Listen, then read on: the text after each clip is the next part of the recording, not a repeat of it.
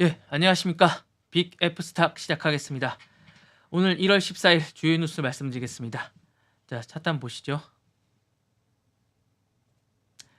자, 비트코인이 9만 달러로 한때 아래까지 떨어졌습니다. 이게 한 거의 2달 만의 일인데요. 심각합니다. 그리고 양자 컴퓨터 논란이 한 번 더 일어났습니다. 양자 컴퓨터가 젠슨왕이 얘기한 이후에 또 이게 오래 걸릴 거라고 얘기했는데 마크 저커버그가 또 팟캐스트에 나와서 한 번 더 얘기를 또 했습니다. 그러다 보니까 또 주가가 확 빠졌습니다.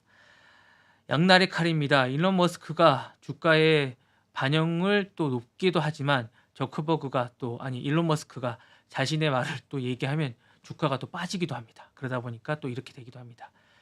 자, 슈퍼 대통령이 나오다 보니까 슈퍼 달러가 나옵니다. 그러다 보니까 달러가 강세가 보이다 보니까 이게 문제가 되기도 합니다. 이거에 대한 얘기, 국채금리가 많이 올라갔습니다. 그러다 보니까 이거에 따른 많은 이야기가 되고 있습니다. 모든 돈이 미국으로 몰립니다. 이러다 보니까 생기는 일이 많습니다. 우리나라도 심각합니다. 이거에 대한 이야기를 여러분과 함께 나눠볼까 합니다.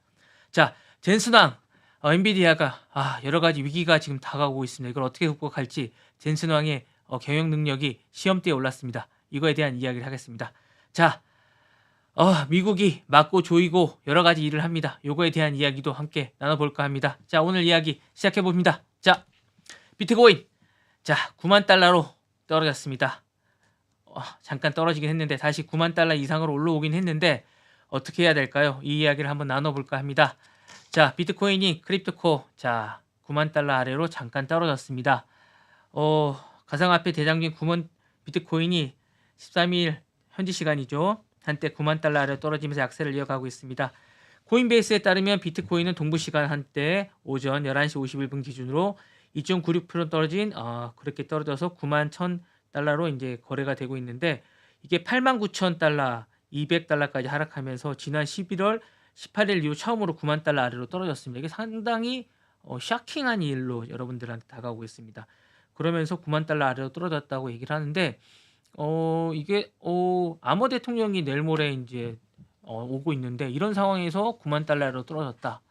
이게 어떻게 되고 있느냐 이렇게 받아들여지고 있는데 사실은 이게 이제 달러 강세가 되면서 달러가 안전 자산으로 여겨지면서 비트코인이 사실은 이렇게 약세가 되고 있는 듯한 느낌이 듭니다. 그러다 보니까 대장주가 떨어지고 있으니까 다른 것들도 함께 동반 하락되고 있습니다. 이더리움이 73% 떨어진 3,031달러로 이제 같이 떨어지고 있고요. 솔라나도 6.2% 같이 떨어지면서 177달러입니다. 물론 이게 같은 시간대에 제가 이제 체크한 겁니다. 도지코인이 4.28달러 퍼센트 떨어진 0.31달러로 거래가 됐고요. 리플도 상대적으로 낙폭은 적었지만 1.49% 떨어진 2.48달러에 거래가 됐습니다. 사실 비트코인은 일주일 전에 10만 달러를 넘나들기도 했습니다. 그러다 보니까 이게 사실은 이제 이게 왜 이렇게 되고 있나라는 생각이 드는데 자, 이게 사실은 미국 시장과 비트코인은 연관이 많습니다. 예. 미국이 사실은 돈이 미국으로 다 몰리고 있지 않습니까? 그러다 보니까 비트코인을 사고 파는 거는 다 미국과 연관이 많습니다. 돈이 다 미국에 몰리고 있습니다. 그러다 보니까 미국의 노동 시장이 강세를 보이고 금리 인하 기대가 금리를 인하할 필요 없잖아요. 이게 노동 시장이 좋습니다. 지금 이게 노동 환경이 되게 좋아요. 그러니까 사람들이 취업이 잘 되고 있다는 얘기예요. 그러니까 금리 인하가 이제 할 필요가 없는 거예요. 그러면서 연방준의 페더럴이 금리 인하 중단할 가능성이 없어요. 그리고 이제 투자 심리도 이제 위축이 되고 있습니다.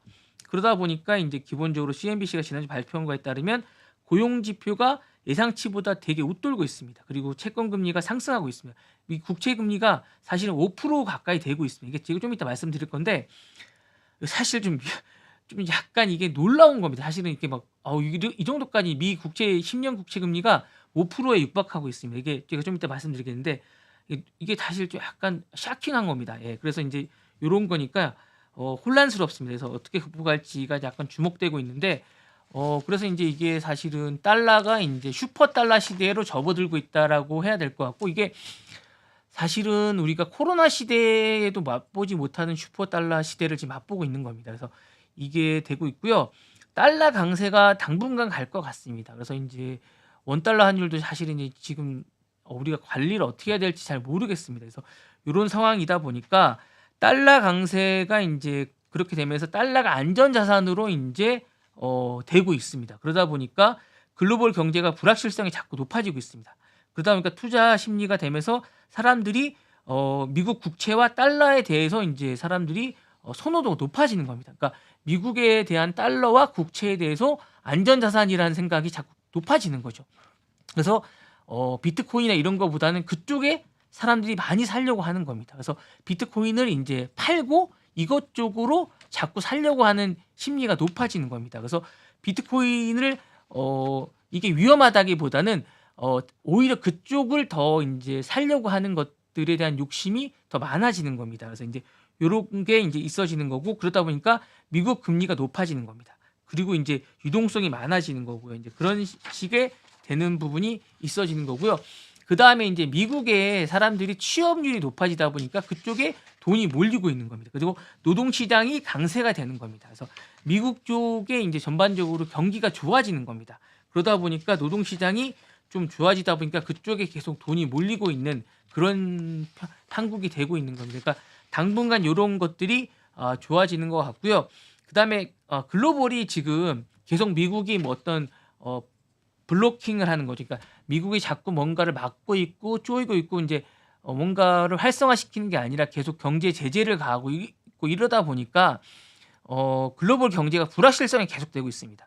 그 트럼프가 계속 뭔가를 계속 제재를 가할 것 같은 그런 느낌을 주니까 이게 좀 불확실한 거예요. 그러다 보니까 사람들이 뭔가 달러를 갖고 있으면서 내가 뭔가를 투자를 하기보다는 뭔가 안전자산을 갖고 있자라는 생각을 자꾸 하게 되는 겁니다.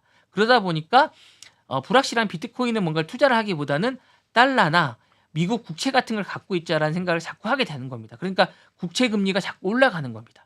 예. 그러니까 요런 게 되면 좀 사람들이 투자를 하지 않게 되는 겁니다.